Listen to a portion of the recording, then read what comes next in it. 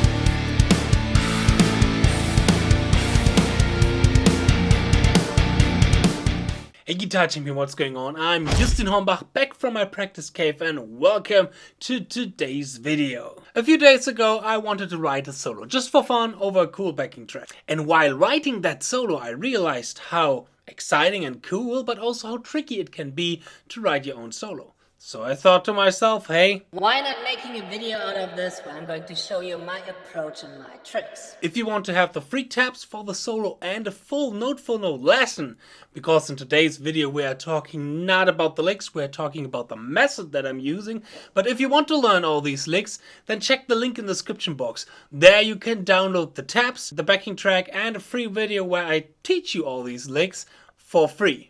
And watch this video till the end, because the last trick really changed my approach on how I can melodically spice up my solo. But before continue, we may have to put on a different listener cap.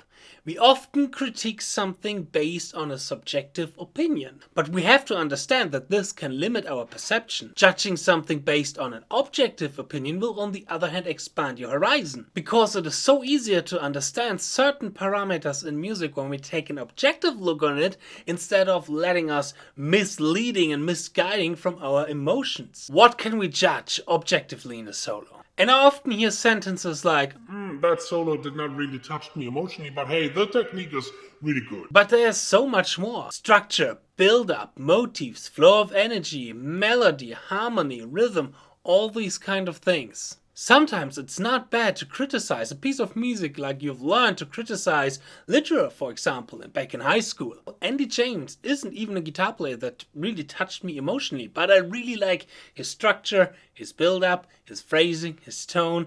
And this is something where even though it does not move me, I still can have a lot of respect about that and still enjoy it.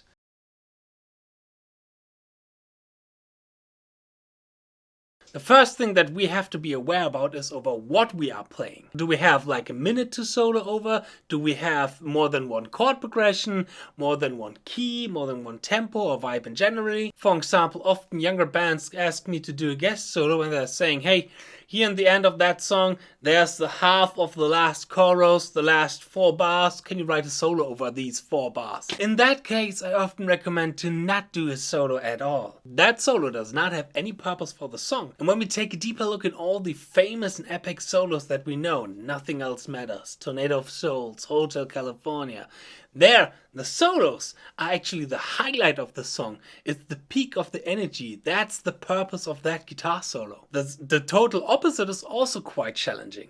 Last year, a German thrash metal band have asked me if I could do a guest solo for their record. And here I had like 2 minutes to solo over the same riff, played 30-second times. Hello, Yngwie. Yes, a lot of space for me to do whatever I want to do, but it was really hard to tell a story, to have a really good build-up and energy. When the songwriting is not good, the best solo in the world won't make it a good song. Now often I got the question, where does your inspiration comes from? Are you more kind of a jamming kind of guy, or do you have a clear vision in your head? And I would say for me it's like both ways. Sometimes I start jamming and then more and more the vision will be created in my head, and sometimes I have a vision from the beginning and then through jamming more and more I try to bring that vision to life. The second thing that is really important for your solo are motifs. Back in jazz university I had for 1 semester lessons by the great bass teacher and my good friend Sascha Feldman. And bass is, compared to guitar, an extremely limited instrument. So the danger of noodling around is quite low on that instrument. They have to rely more on good motifs. But not only good motifs, what you are doing out of these motifs, how you are changing these motifs, how you are expanding and developing these motifs. The first motif is based on a certain rhythm. 1, 2, 3, 4, bum bum bum bum. Gum bum bum bum. And the first time I play this motif with an ascending melody. And the second time I play it with a descending melody. Changing it up and spicing it up a little bit. After 16 bars of motivic playing, I want to spice up the pace a little bit. But neither starting full shred mode yet. The flow of energy is really important for me. But also not playing boring 16-note pattern. So I play around with rhythmical displacement. The subdivision are 60 notes, but I don't group it in 4, I group it in 6. And by that I'm creating a shift of accent in these kind of lines and make it rhythmically a little bit more groovy, a little bit more interesting. Let's listen to it.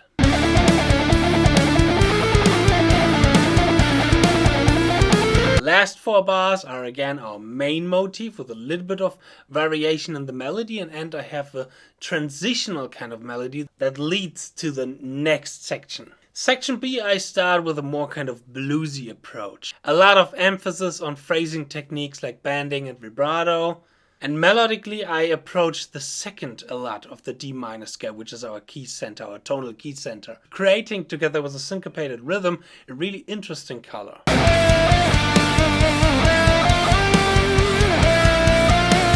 You know what time it is? It's time for shred. The next lick is coming straight out of the ZEN of Speedpicking, my big masterclass about picking, where I help you with all of your picking problems. Doesn't matter if speed, accuracy, precision or endurance. With more than 50 exercises, 10 etudes, 4 workouts and a bulletproof practice routine, I got you covered. Check the link in my description box and get 30% off right now. After that run, I continue with an Yngwie inspired lick. And Yngwie is the absolute master when it comes to energetic speed runs that leads all that raw energy and flow up to the right point.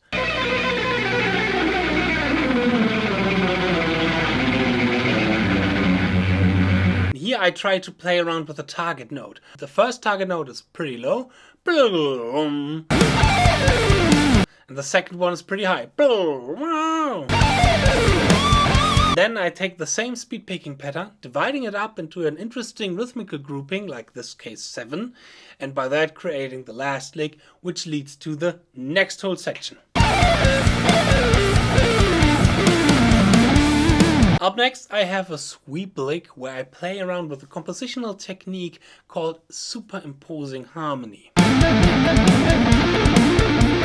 That means, for example, the chord in the backing track is D minor, but I play an F major 7 on top of it. And by that, I create the sound of D minor plus F major 7, which is D minor 7 9. This is a sweep pattern that I call the reverse sweeping, that I came up with for me while working on the ZEN of Sweeping, my big online masterclass about sweeping. Again, check the link in the description box, and by buying the ZEN of Speedpicking, you will get the ZEN of Sweeping 50% off. Most of the people on the internet know me for expanding traditional techniques like speed picking and sweeping. But here and there I also like to experiment around with newer techniques, like in the next section where I'm using a technique called selective picking. It took me a few minutes to figure out what I want to say with that technique and where it's going to lead in that section, but after I got used to it a little bit more, it started to come out really naturally in what kind of direction I want to go with that lick and that idea. I ended the whole shred solo section with a 𝙤𝙤𝙙𝙢, Christian Münzner inspired 8-finger stretch pentatonic lick. This is something that I really like to do, taking a lick from a certain player, like in this case it's totally coming out of the school from Christian Münzner, but putting my own spin on it. In this case, for example, doing the 8-finger tapping kind of thing, and there creating some sort of own kind of spice and own kind of note to it. So this is the big shred section, and I don't really like it. It's not really elegant, but I thought I would leave it in that solo for demonstration purpose to show you what I don't really like. Here I have the problem that it is like 2 bars, 1 lick, then the next 2 bars, a different lick, then the next 2 bars, a different lick, etc, etc, etc. And this is not really smooth. I would rather have a lick played over the bar line.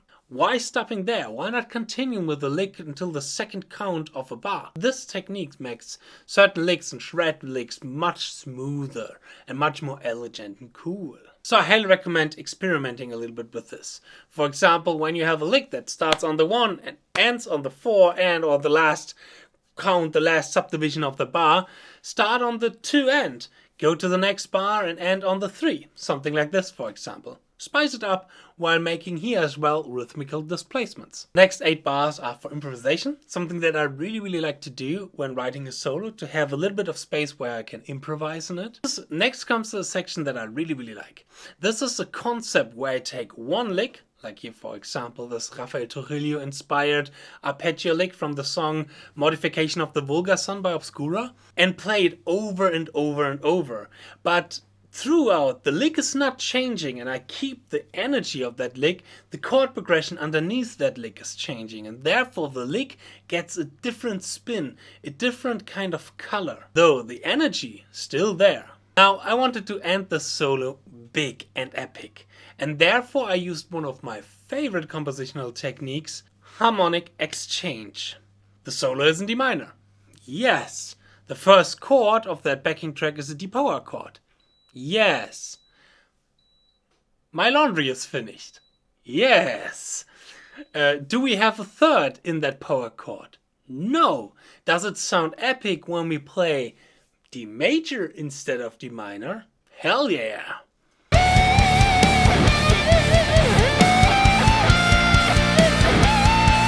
When we have only power chords in our backing track, we are allowed to play around with them as much as we like. Major, minor, it doesn't matter anymore, because there's nothing in the backing track that leads us or that forces us to go into a certain direction. Of course, as soon as the chord progression changes, for example, when the chord goes from D power chord to F, then I of course have to change again the tonality. But as long as I'm a D power chord, I can play D major, I can play D minor, I can play whatever.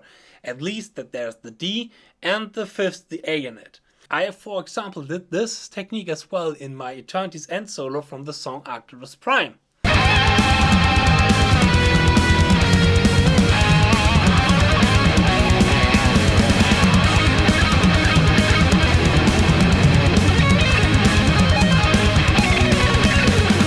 This is such a really cool kind of way to spice up your solo and to go away from the usual tonality kind of thing.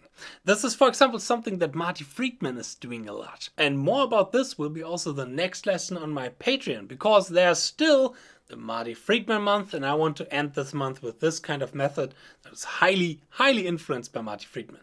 So join the ZEN of Shred Patreon right now, and for $5 a month you can have access to more exercises, more licks, more challenges, and more lessons, and more from me, if you like, or not.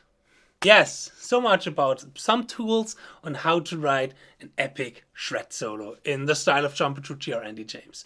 I hope you liked this little video. If you like it, then it would be a pleasure if you could subscribe to this channel. Otherwise, I hope I'm going to see you in my next video. I wish you a lot of fun learning, practicing, and mastering these licks. Don't forget to check the link in the description box. There you can download them for free.